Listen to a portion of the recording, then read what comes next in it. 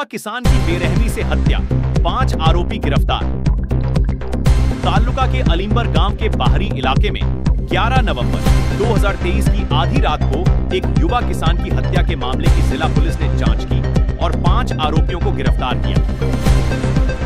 जांच में पुष्टि हुई कि हत्या का कारण मृतक की पत्नी का मुख्य आरोपी से अनैतिक संबंध था। बीदर जिला पुलिस अधीक्षक चिनबासावाना एसएल ने रविवार को बीदर एसपी कार्यालय में प्रेस कॉन्फ्रेंस कर मामले की जानकारी दी। जानकारी के लिए आइए देखते हैं बीदर से हमारे संवाददाता शाहुल हमीद की रिपोर्ट।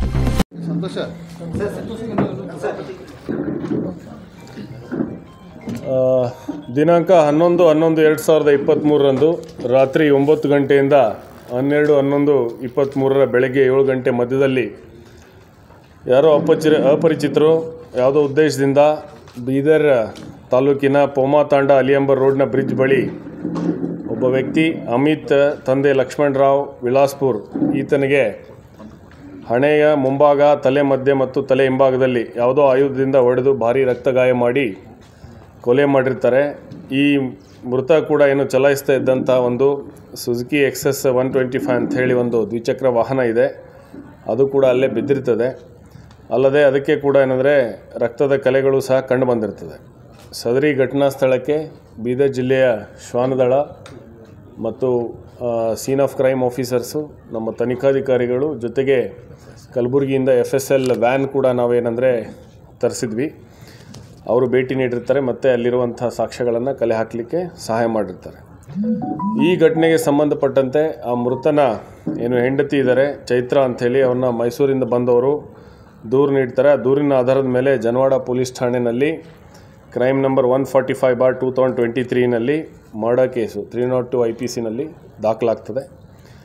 ಈ ಪ್ರಕರಣನ ಗಂಭೀರವಾಗಿ ಪರಿಗಣಿಸಿ ನಾವು ನಮ್ಮ ಅಡಿಷನಲ್ SP ಅವರು ಈ ಕೊಲೆ ಪ್ರಕರಣನ ಪತ್ತೆ ಮಾಡಲಿಕ್ಕೆ DSP ಬೀದರ್ ಆದಂಥ ಶ್ರೀ ಶಿವನಗೌಡ ಅವರ ಒಂದು ನೇತೃತ್ವದಲ್ಲಿ ತನಿಖಾಧಿಕಾರಿಗಳಾದಂತಹ ಶ್ರೀನಿವಾಸ್ ಅಲ್ಲಾಪುರೆ ಮತ್ತು PSI ರವರಾದಂತಹ ಹುಲಿಯಪ್ಪ ಮತ್ತು ನಮ್ಮ ಸಂತೋಷ್ PSI ಇದ್ದಾರೆ, ಸಿದ್ಲಿಂಗ PSI ಚಿಂತಾಕಿ ಇದ್ದಾರೆ, ಸಿಬ್ಬಂದಿಯವರಾದಂತಹ ವಿಜಯ್ ಕುಮಾರ್, ಅಶೋಕ್, ವಿಷ್ಣು ರೆಡ್ಡಿ, ಸುನೀಲ್, ಸಂಜಪ್ಪ, ಶಿವಕುಮಾರ್, ಜಾರ್ಜ್, ಇಸ್ಮಾಯಿಲ್, ವಿಜಯ್ ಕುಮಾರ್, ಶಾಂತ್ ಕುಮಾರ್, ಅಶೋಕ್ ಕೋಟೆ, ಶಿವಶಂಕ, ಪ್ರಭಾಕ, ಕೈಲಾಸ್, ಸಚಿನ್, ಅಶೋಕ್ ಎಲ್ಲರ ಒಂದು ತಂಡವನ್ನು ರಚನೆ ಮಾಡಿ ಈ ಆರೋಪಿಯನ್ನು ಪತ್ತೆ ಮಾಡಬೇಕು ಅಂಥೇಳಿ ಅವರಿಗೆ ನಿರ್ದೇಶನ ನೀಡಿದ ಮೇರೆಗೆ ಬಹಳಷ್ಟು ಪರಿಶ್ರಮವನ್ನು ಪಟ್ಟು ವೈಜ್ಞಾನಿಕ ಸಾಕ್ಷ್ಯಗಳನ್ನು ಕಲೆ ಹಾಕಿ ಏನಂದರೆ ಈ ಪ್ರಕರಣವನ್ನು ಪತ್ತೆ ಮಾಡಲು ಯಶಸ್ವಿಯಾಗಿರ್ತಾರೆ.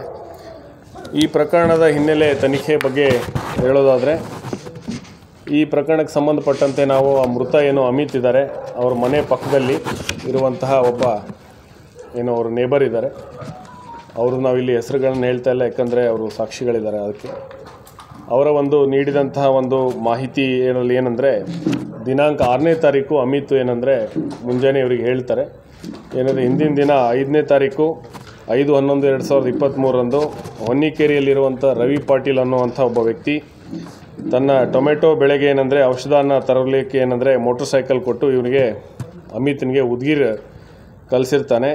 ಆ ಬೈಕ್ನಲ್ಲಿ ವಾಪಸ್ ಬರಬೇಕಾದ್ರೆ ಒಂದು ಸ್ಕಾರ್ಪಿಯೋ ವೆಹಿಕಲ್ ಏನಂತಾರೆ ಬಿಳಿ ಬಣ್ಣದ್ದು ನನಗೆ ಹಿಂಬಾಲಿಸ್ಕೊಂಡು ಬರ್ತಾಯಿತ್ತು ಮತ್ತು ಹಿಂದಿಂದ ನನಗೆ ಡಿಕ್ಕಿ ಪಡಿಸಿ ಸಾಯಿಸಲಿಕ್ಕೆ ಏನಂದರೆ ಪ್ರಯತ್ನ ಪಡ್ತಾ ಇದ್ದು ನನಗೆ ಅನ್ನಿಸ್ತು. ಅದಕ್ಕೋಸ್ಕರ ನಾನು ಏನು ಮಾಡಿದೆ, ಈ ಕಬ್ಬಿನ ಲಾರಿಗಳು ಏನು ಬರ್ತಾಯಿದೆ ಅದರದ್ದು ಸೈಡಲ್ಲಿ ಏನಂದರೆ ಮರೆಯಾಗಲಿಕ್ಕೆ ಅದರ ಸ್ಲೋ ಆಗಿ ಅದರ ಹಿಂದೆ ಬಂದೆ. ಅವನು ನನ್ನ ಓವರ್ಟೇಕ್ ಮಾಡಿಕೊಂಡು ಮುಂದೆ ಹೊರಟೋದ.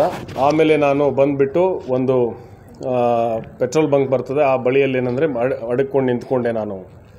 ನನಗೇನಂದರೆ ಸ್ವಲ್ಪ ಡೌಟ್ ಇದೆ, ಯಾರೋ ಏನಂದರೆ ತೊಂದರೆ ಮಾಡಲಿಕ್ಕೆ ಪ್ರಯತ್ನ ಮಾಡ್ತಾರೆ ಅಂತ ಅವನು ಮುಂದೆ ವ್ಯಕ್ತಪಡಿಸ್ತಾನೆ. ಸೊ ಅದನ್ನು ಏನಂದರೆ ಮಾಡೋದಲ್ಲದೆ ಅವನು ಮರುದಿವಸ ಏನು ಮಾಡ್ತಾರೆ, ಅಲ್ಲಿ ಈ CCTV ಪರಿಶೀಲನೆ ಮಾಡಲಿಕ್ಕೆ ಅಂಥೇಳಿ ಅಲ್ಲಿ CCTVಗಳಿರ್ಬೋದು, ನೋಡೋಣ ಹೋಗಿ ಯಾರೇನಿರ್ಬೋದು ಅಂತಲೂ ಕೂಡ ಅವನು ಸ್ವಲ್ಪ ಪ್ರಯತ್ನ ಪಟ್ಟಿದ್ದಾನೆ ಅನ್ನುವಂಥದ್ದು ತಿಳಿದು ಬರ್ತದೆ. ಸೊ ಈ ಒಂದು ಮಾಹಿತಿಯನ್ನು ಇದನ್ನು ನಾವು ಸುಳುವನ್ನು ಹಿಡ್ಕೊಂಡು ಬೆನ್ನತ್ಕೊಂಡು ಹೋದಾಗ ಅಲ್ಲಿ ಒಂದು ಡಾಬಾದಲ್ಲಿ ನಾವು ವಿಚಾರಣೆ ಮಾಡಿದಾಗ ಅವ್ರು ಹೇಳ್ತಾರೆ, ಇಲ್ಲ ಹೌದು, ಒಂದು ಏನಂದರೆ ನಿನ್ನೆ ಇಲ್ಲಿ ಒಂದು ವೆಹಿಕಲ್ ಬಂದಿತ್ತು, ಸ್ಕಾರ್ಪಿಯೋ ವೆಹಿಕಲ್ಲು, ಅದರಲ್ಲಿ ಇಬ್ಬರು ಏನಂದರೆ ಇಳಿದಿದ್ದರು ನಮ್ಮ ಹತ್ರ. ಅಲ್ಲಿ ಒಂದು ಸಿಗರೇಟು ಮತ್ತು ಗುಟ್ಕಾ ಏನಂದರೆ ಪರ್ಚೇಸ್ ಮಾಡಿದ್ರು. ಬಟ್ ಹಣ ಏನು ಚಿಲ್ಲರೆ ಇರ್ತದೆ ಅದನ್ನು ತೊಗೊಳ್ಳಿಲ್ಲ. ಸೊ ಹಾಗೆ ಏನಂದರೆ ಅಷ್ಟರಲ್ಲಿ ಒಂದು ಬೈಕ್ ಏನಂದರೆ ಅಲ್ಲಿಂದ ಪಾಸ್ ಆಯಿತು. ಅದು ನೋಡಿ ಬೈಕ್ ಪಾಸ್ ಆಯಿತು, ನಡಿ ಬೇಗ ಹೋಗೋಣ ಅಂತ ಹೊರಟೋದ್ರು. ಸೊ ಇವನು ಹಣ ಮತ್ತೆ ವಾಪಸ್ ಬಂದು ಕೇಳ್ಬೋದು ಅನ್ನೋದಕ್ಕೋಸ್ಕರ ನಾನೇನಂದರೆ ಚಿಲ್ಲರೆ ತೊಗೊಂಡಿರಲಿಲ್ಲ. ಅದಕ್ಕೋಸ್ಕರ ನಾನು ಆ ಗಾಡಿ ನಂಬರ್ನ ಏನಂದರೆ ನನ್ನ ರಿಜಿಸ್ಟ್ರಲ್ಲಿ ನಾನು ನೋಟ್ ಮಾಡಿದ್ದೀನಿ ಅಂತ ಏನಂದರೆ ಅಲ್ಲಿ ಹೇಳ್ತಾರೆ. ಸೊ ಅದನ್ನು ನಾವೇನಂದರೆ ಆ ಒಂದು ಮಹತ್ವದ ಸುಳಿವದು. ಅಂದರೆ ಆ ವೆಹಿಕಲ್ಲು ನಾವು CCTVನಲ್ಲಿ ಏನಂದರೆ ಸಿಕ್ಕಿದೆ, ನಮ್ಮ ಅದರ ಮೂವ್ಮೆಂಟ್ ಇದೆ. ಬಟ್ ನಂಬರ್ ಅದರಲ್ಲಿ ಇದು ಇರೋದಿಲ್ಲ. ಈ ದಾಬಾದಲ್ಲಿರುವಂಥ ಏನು ಮಾಹಿತಿ ಸಿಗ್ತದೆ ಅಲ್ಲಿಂದ ನಾವು ಆಧರಿಸಿ ಆ ಒಂದು ನಂಬರ್ನ ಬಗ್ಗೆ ನಾವು ಮಾಹಿತಿ ಕಲೆ ಹಾಕಿದಾಗ ಅದು ಏನಂದರೆ ಒಬ್ಬ ಸಿಕಂದರ್ ಶಹಾ ಅನ್ನುವಂಥವನಿಗೆ ಸಂಬಂಧಪಟ್ಟಿದ್ದು ಅಂಥೇಳಿ ಗೊತ್ತಾಗ್ತದೆ. ಸೊ ಅವ್ರನ್ನ ನಾವೇನಂದರೆ ನಿನ್ನೆ ಮುಂಜಾನೆ 30/12/23 ಅವ್ರನ್ನ ವಶಕ್ಕೆ ತೆಗೆದುಕೊಂಡು ವಿಚಾರಣೆ ಮಾಡಲಾಗಿ ರವಿ ಪಾಟೀಲು ವೆಂಕಟ ಗಿರಿಮಾಜೆ ಅನ್ನುವಂಥವ್ರು ಇವನಿಗೆ 4ನೇ ತಾರೀಕು ಏನಂದರೆ ಬಂದು ಇವನಿಗೆ ಮುಂಚಿತವಾಗಿ ಪರಿಚಯ ಇರ್ತಾರೆ ಅವರು. ಸೊ ಬಂದುಬಿಟ್ಟು ಇವನಿಗೆ ಏನಂದರೆ ಮುಂಚೆಯಿಂದ ಪರಿಚಯ ಇರ್ತಾರೆ ಮತ್ತು ಕೆಲವೊಂದು ವಿಷಯಗಳಲ್ಲಿ ಒಬ್ರಿಗೊಬ್ರು ಸಹಾಯ ಮಾಡಿರ್ತಾರೆ. ಸೊ ಆ ಹಿನ್ನೆಲೆಯಲ್ಲಿ ಅವನಿಗೇನು ಹೇಳ್ತಾರೆ, ನಿನಗೆ ಇನ್ನೂ 2 ಲಕ್ಷ ನಾನು ಹಣ ಕೊಡ್ತೇನೆ, ಮತ್ತು ನಿನಗೆ ಇನ್ನೂ ಏನು ಸಹಾಯ ಮಾಡಬೇಕು ಮಾಡ್ತೇನೆ, ಏನಂದರೆ ನೀನು ನನಗೊಂದು ಸಹಾಯ ಮಾಡಬೇಕು. ಇದರಲ್ಲಿ ಏನಂದರೆ ಒಂದು ಸಂಚು ರೂಪಿಸಿ, ಏನು ಕಾನ್ಸ್ಪಿರಸಿ ಅಂತ ಹೇಳ್ತೀವಿ, ಆ ಸಂಚು ರೂಪಿಸಿ ಅದರಲ್ಲಿ ಇವನು ಏನು ಸ್ಕಾರ್ಪಿಯೋ ವೆಹಿಕಲ್ ಇದೆ ಅದರಲ್ಲಿ ಏನಂದರೆ ಇವನನ್ನು ಈ ಥರ ನಾನು ಅವನಿಗೆ ಉದ್ಗಿರಿ ಕಳಿಸ್ತೀನಿ, ಅವ್ನು ಬರಬೇಕಾದ್ರೆ ಅವ್ನು ಹಿಂಬಾಲಿಸ್ಕೊಂಡು ಅವನಿಗೆ ಏನಂದರೆ ಹಿಂದಿಂದ ಹೊಡೆದು ಸಾಯಿಸಬೇಕು, ಕೊಲೆ ಮಾಡಬೇಕು ಅನ್ನುವಂಥದ್ದು ಇವನಿಗೆ ಹೇಳ್ತಾರೆ. ಮತ್ತು 2 ಲಕ್ಷ ರೂಪಾಯಿ ನಾನು ಕೊಡ್ತೀನಿ ಅಂಥೇಳಿ ಅಡ್ವಾನ್ಸಾಗಿ 15,000 ರೂಪಾಯಿನೂ ಕೂಡ ಅವನಿಗೆ ಕೊಟ್ಟಿರ್ತಾರೆ ಇಟ್ಕೊಳ್ಳಿಕ್ಕೆ ಅಂತ. ಸೊ ಆದರೆ ಅವತ್ತು ಏನಂದರೆ ಈ ಯೋಜನೆ ಆವತ್ತು ಆಗೋದಿಲ್ಲ, ಅವರಿಗೆ ಮಾಡಲಿಕ್ಕೆ ಫೇಲ್ ಆಗ್ತದೆ.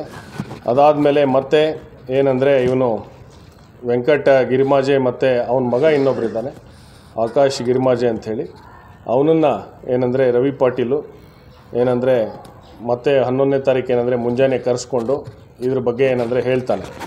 ಹೇಳಿ ಇಲ್ಲ ಇವತ್ತು ಏನಂತಂದರೆ ಅವನನ್ನು ನಮ್ಮ ಇದಕ್ಕೆ ಕರೆಸ್ಕೊಳ್ತೀನಿ, ವಾಪಸ್ ಹೋಗಬೇಕಾದ್ರೆ ಅಥವಾ ಬರಬೇಕಾದ್ರೆ ನಿಮ್ಗೆ ಅನುಕೂಲ ನೋಡಿ ಅವಾಗ ಏನಂತೆ ಆವಾಗ ಏನಂದರೆ ಅವನ ಮೇಲೆ ಅಟ್ಯಾಕ್ ಮಾಡಬೇಕು ನೀವು ಅಂತ. ಸೊ ಅವಾಗ ಇವನ್ನ ಜಮೀನಿಗೆ ಏನಂದರೆ ಅವನು ಬಂದಿರ್ತಾನೆ.